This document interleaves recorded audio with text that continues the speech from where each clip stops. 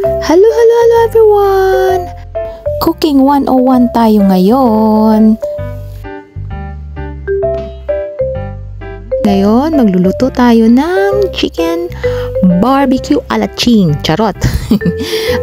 I'm using this griddle, what we call griddle. It's a flat frying pan. Ayan. Kasi tamad akong mag-ano sa uling. Diyos ko. Ang init-init kaya. So, dito na ako nag-aano. So, first, we will put oil. Just brush. Para hindi manikit yung barbecue. Ito yung marinated chicken barbecue.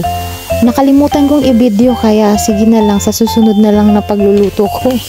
Ito, inilagay ko siya sa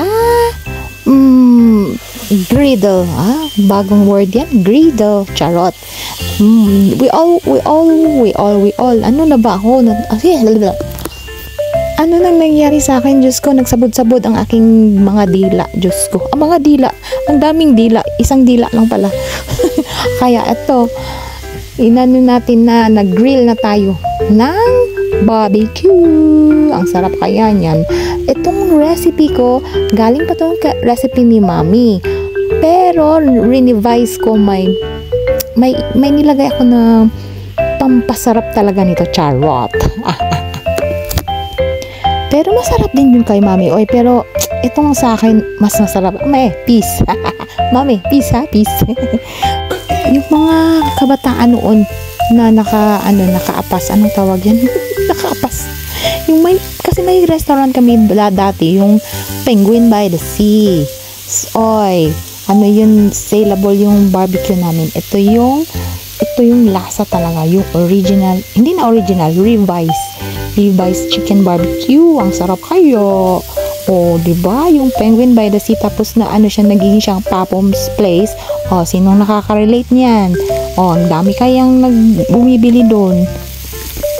Nakakamiss lang yung namin, restaurant namin noon. Kaso si Mami matanda na, at saka wala nang magmamanage, kaya na-close. Sayang din yun. Ayan na, luto na pala yung manok natin. Yung marites ba naman? Oo, papahiran mo siya ng yung marinated sauce. Yun na rin ang pinapahid ko kasi masarap yung sauce. I swear, wala, masarap yung sauce na nilagay ko dyan.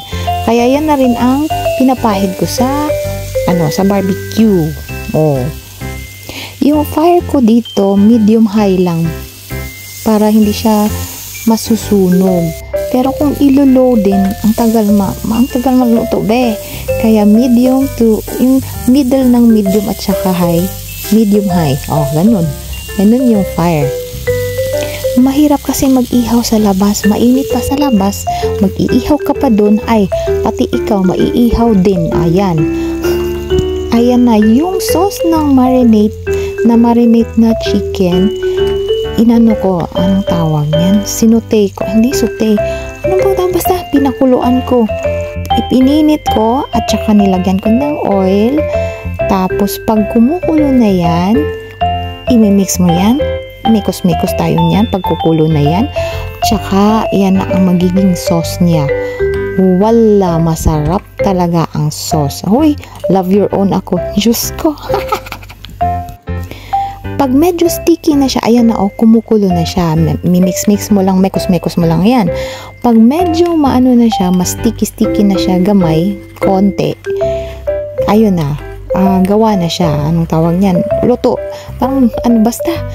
Pag parang sticky-sticky na siya, ayun na, yun na yung ang sauce. Ayan na, ang sarap-sarap ng ating chicken barbecue. Kainan na. Yala.